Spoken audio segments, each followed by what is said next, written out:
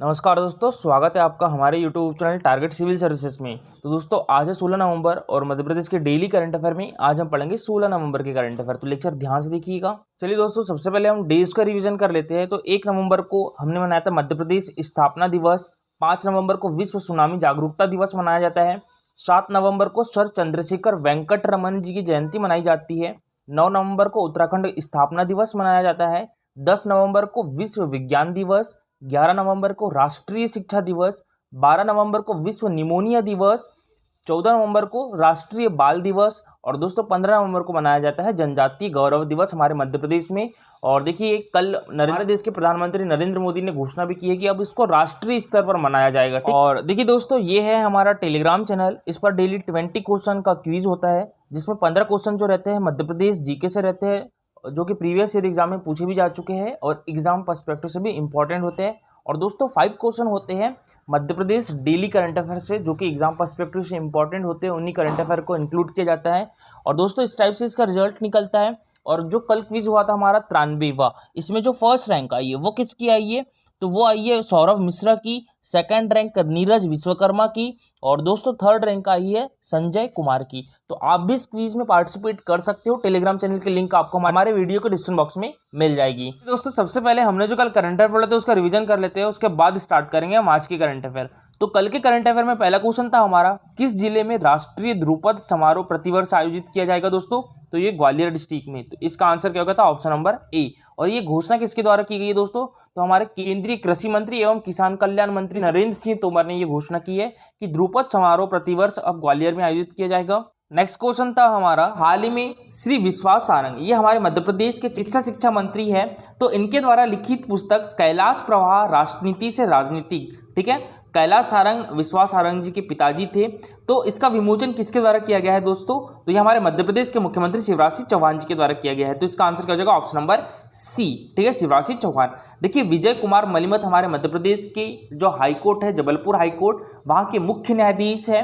और हमारे मध्य प्रदेश के प्रथम मुख्य न्यायाधीश कौन थे दोस्तों? तो ये मोहम्मद हिदायतुल्लाह थे।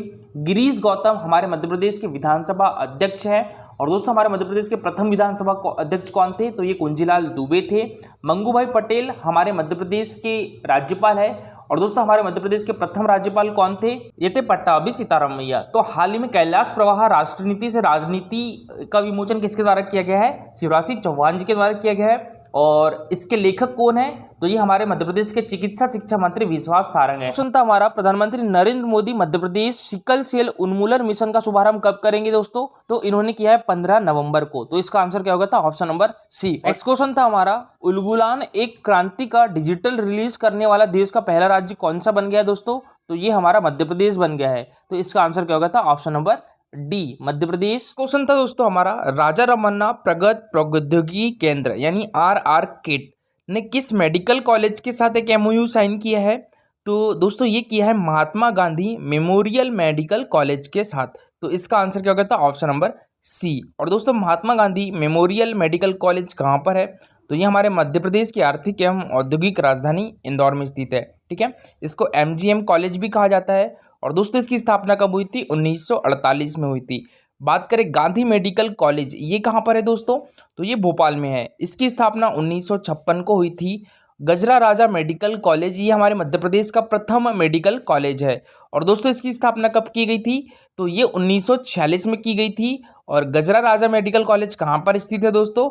तो ये ग्वालियर में स्थित है। बात करें रुक्मणी बेन दीपचंद गौड़ी मेडिकल कॉलेज की, तो इसकी स्थापना 2001 में हमारे मध्य प्रदेश के किस जिले में की गई थी दोस्तों? तो ये हमारे मध्य प्रदेश की सांस्कृतिक राजधानी उज्जैन में की गई थी। और दोस्तों बात करें हम यहाँ पर RRKET की, तो इसकी फुल फॉर्म क्या होती है? Raja Ramanna centre for advance technology. इसको हिंदी में क्या बोलेंगे? राजा रमन्ना प्रगत प्रौद्योगिकी केंद्र। ये कहाँ पर स्थित है दोस्तों? तो ये हमारे मध्य प्रदेश की आर्थिक एवं औद्योगिक राजधानी इंदौर में स्थित है। इसकी स्थापना कब की गई थी? 19 फरवरी 1984 में की गई थी। और दोस्तों उस टाइम इसकी स्थापना किसने की थी? तो तत्कालीन राष्ट्रपति ज्ञानी जैल सिंह ने इसकी स्थापना की थी। एशिया का पहला लेजर किरण ऊर्जा अनुसंधान संस्थान कहाँ पर है? तो ये इंदौर में है और इसका नाम ही है राजा रमन्ना प्रगत प्रौद्योगिकी केंद्र। बहुत बार क्वेश्चन पूछा भी जा चुका है। नेक्स्ट क्वेश्चन था हमारा, मध्य प्रदेश का पहला एडवांस बटरफ्लाई गार्डन किस जिले में बनाया जाएगा? तो ये हमारे मध्य प्रदेश के खंडवा डिस्ट्रिक्ट में बनाया जाएगा। तो इसका आंसर क्या होगा दोस्तों, option number C, Khandwa district. अच्छा, बात करें हम मध्य प्रदेश का पहला बटरफ्लाई गार्डन कहाँ पर है, तो ये रायसेन डिस्ट्रिक्ट में है, ठीक है। और दूसरा बटरफ्लाई गार्डन कहाँ पर हो जाएगा, तो ये खंडवा डिस्ट्रिक्ट में हो जाएगा। नेक्स्ट क्वेश्चन था हमारा, एक जिला एक उत्पाद योजना में किस क्षेत्र के लकड़ी के खिलौने का चयन किया गया है दोस्तों, सीहोर जिले के लकड़ी के खिलौने का चयन किया गया है। तो इसका आंसर क्या होगा था, option number B, Sehore district. Budhni के जो खिलौने हैं, बुधनी औद्योगिक क्षेत्र किस डिस्ट्रिक्ट में आता है, सीहोर डिस्ट्रिक्ट में आता है। और जो पीतमपुर औद्योगिक क्षेत्र है किस डिस्ट्रिक्ट में आता है, धार डिस्ट्रिक्ट में आता है। और मंडीदीप रायसेन डिस्ट्रिक्ट में आता है।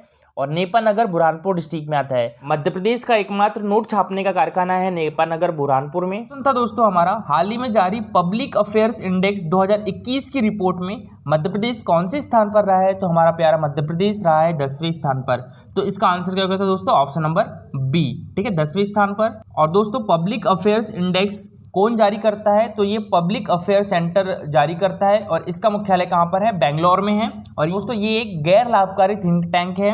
और इसमें बड़े राज्यों में टॉप पर कौन सा राज्य रहा है, केरल रहा है। सेकंड पर तमिलनाडु रहा है। और थर्ड पर तेलंगाना रहा है, ठीक है। और हमारा मध्य प्रदेश 10वें स्थान पर रहा है। छोटे राज्यों में टॉपर्स की बात करें तो सिक्किम फर्स्ट पे रहा है, मेघालय सेकंड पे रहा है और मिजोरम थर्ड पे रहा है। और यूनियन टेरिटरी में टॉपर्स की बात करें तो पुदुचेरी रहा है फर्स्ट पे, जम्मू एंड कश्मीर सेकंड पे और चंडीगढ़ थर्ड पे। चलिए दोस्तों अब स्टार्ट करते हैं हम आज की करंट अफेयर। तो आज के करंट अफेयर में पहला क्वेश्चन है हमारा, देश का पहला पब्लिक प्राइवेट पार्टनरशिप यानी पीपीपी मॉडल पर आधारित हबीबगंज रेलवे स्टेशन का नाम बदलकर क्या कर दिया गया है दोस्तों, तो ये कर दिया गया है रानी कमलापति रेलवे स्टेशन।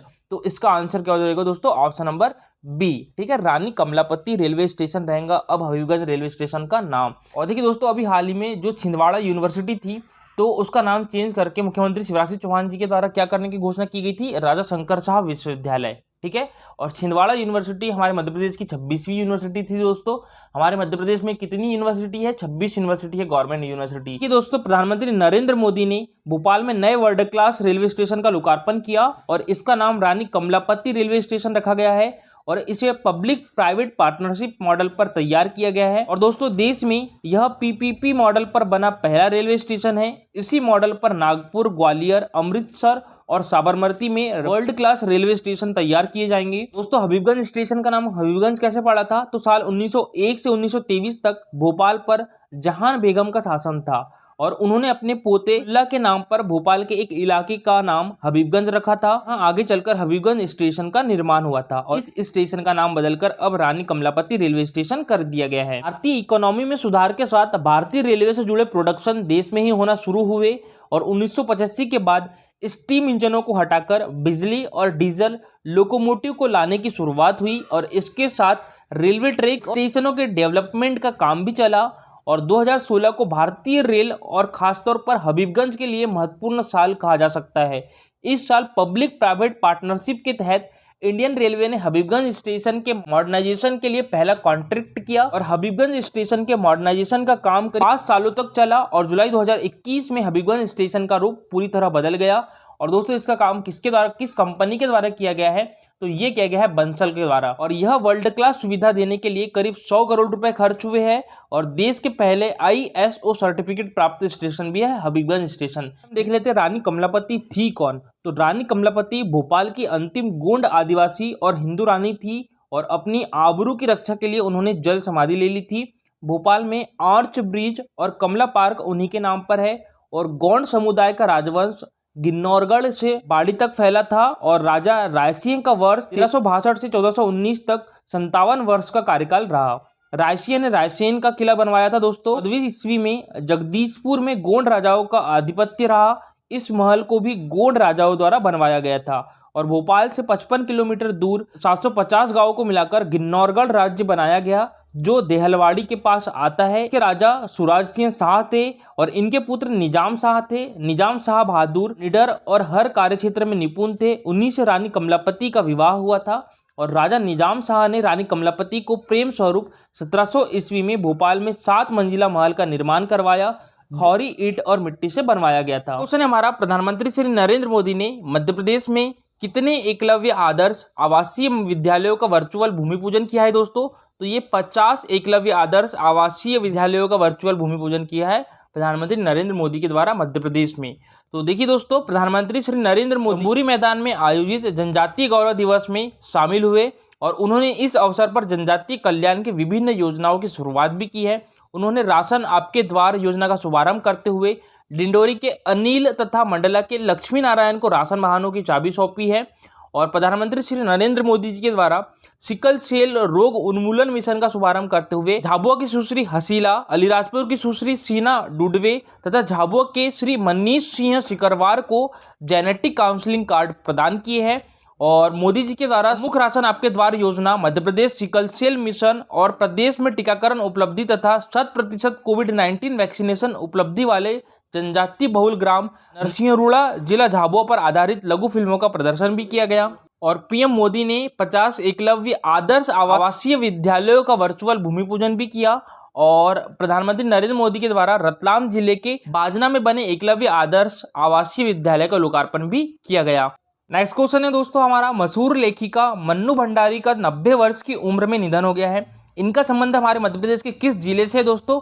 तो इनका संबंध हमारे मध्य प्रदेश के मंदसौर डिस्ट्रिक्ट से है। तो इसका आंसर क्या हो जाएगा? Option number D. इनका जन्म दोस्तों मंदसौर में हुआ था। ठीक है, तो देखिए मशहूर लेखिका मन्नू भंडारी का सोमवार को 90 वर्ष की आयु में मन्नू भंडारी का मध्य प्रदेश के मंदसौर जिले के भानपुरा में 3 अप्रैल 1931 को जन्म हुआ था। विदेश में ख्याति जो है वह महाभोज और आपका बंटी कहानी से मिली थी। मन्नू भंडारी को 2008 में उपाधि न्यास से भी सम्मानित किया गया था। और 1992 से 1994 तक विक्रम यूनिवर्सिटी उज्जैन की प्रेमचंद सृजन पीठ की डायरेक्टर भी थी। और उनके पिता संपत राय देश की पहली Hindu to English to Marathi dictionary के लेखक थे। कल का हमारा क्वेश्चन था, हाल ही में सागर के श्री कपिल तिवारी को किस क्षेत्र के लिए पद्मश्री 2021 से सम्मानित किया गया दोस्तों? तो ये साहित्य एवं शिक्षा से। तो इसका आंसर क्या हो गया था? Option number A. पद्मश्री 2021 से भूरी भाई को भी सम्मानित किया गया है। ये हमारे मध्य प्रदेश के किस डिस्ट्रिक्ट से दोस्तों? झाबुआ डिस्ट्रिक्ट से है और इनको चित्रकला के लिए सम्मानित किया गया है। ठीक है, तो याद रखिएगा श्री कपिल तिवारी को साहित्य एवं शिक्षा के लिए, ये हमारे मध्य प्रदेश के सागर डिस्ट्रिक्ट से है। और भूरी बाई को चित्रकला के लिए, ये हमारे मध्य प्रदेश के झाबुआ डिस्ट्रिक्ट से है। और देखिए दोस्तों, आज का जो सबसे अच्छा आंसर क्या है वो रोहित विश्वकर्मा ने किया है। तो देखिए इनके द्वारा बताया गया कि हाल ही में सागर के श्री कपिल तिवारी को साहित्य व शिक्षा के क्षेत्र में पद्मश्री 2021 से सम्मानित किया गया है। आपका क्वेश्चन है, पश्चिम मध्य रेलवे जोन का मुख्यालय मध्य प्रदेश के जबलपुर में है। यह कब बना था? 2000 में, 2001 में, 2002 में या 2003 में? ठीक है, तो इसका आंसर पूरा डिटेल में दीजिएगा। तो आज के लिए इतना ही। Thank you for watching this video.